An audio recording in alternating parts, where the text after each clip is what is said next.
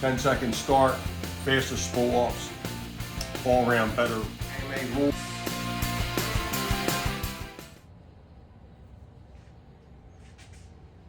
Hey guys, it's Toyota Tony RC, and without any further ado here, some of you were asking me about the aircraft, the turbine. Well, here we are. Every part I need to assemble it, and we're going to start the assembly. So let's walk around and take a look at it. We have our left side wings, tail, elevator, fuselage, drop tank. I don't know how much we're going to use that. Nose of the airplane, engine hatch. Okay. As you can see in the engine compartment, I'll explain that as we go along here. The other drop tank, I'm going to move this out of the way. Right side and canopy. One thing I want to point out, this is from bananahobby.com. If you would like to get one, they also have an EDF version, which is 105. The newer ones hopefully come with the new Pilot. We had a Pilot here and he looked like 10 times too small. The new Pilot actually looks really good, so we're gonna go with that. The fuselage, one thing I don't like about it, the bottom. We're gonna flip this over. The vent.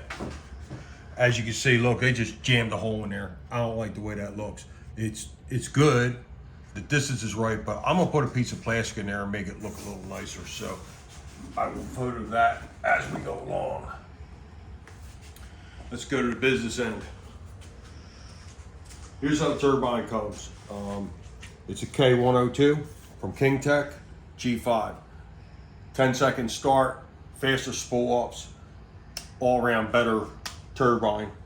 Your small computer, extra large fuel pump, data terminal, and everything to hook it up. Manual. Here's a turbine battery, which is actually very tiny. We're going to use this just to get the CG where we need to get it. And this is going to run brakes, receiver, as well as doors and retracts. Here's the bag of screws they give you. One thing I want to point out, there's a technical service bulletin that's going to be coming out for this.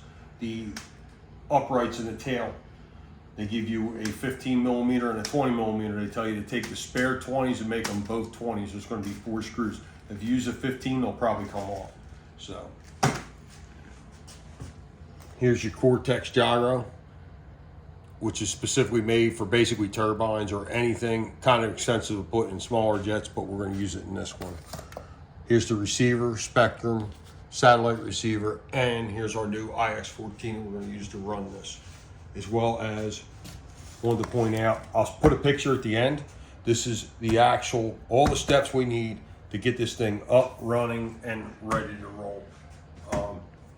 If there's anything you would like to see, whether it be past videos, I missed something during this, please feel free to comment. Okay, also give me a thumbs up, thumbs down if you don't like it, and please subscribe to the channel. That being said, Toyota Tony signing off. Have a pleasant night. Okay, one thing I forgot to show you. Here's some of the stuff you're going to need, okay, to run the turbine. You're going to need something to fill the jet up with, okay. You're going to need, I bought the King Tech oil. Reason being, you did get a warranty with the engine. If you don't run their oil, you're going to avoid the warranty. Better to buy their oil and get a warranty, because if something goes wrong, it could turn out really bad. And just the old CO2 fire extinguisher. You cannot use an AB fire extinguisher. Well, you can. By AMA rules, they say you can use any fire extinguisher. The issue is if you spray an ABC fire extinguisher in that engine, it becomes one big giant paperweight because it is ruined. So that's why we use CO2 or halon or something along that lines. So get these for anywhere from 125 to 200 bucks. These are about 225 to 260 depending on where you buy it. And the oil is, I think, 120 for 2 gallons. So that's where you're at.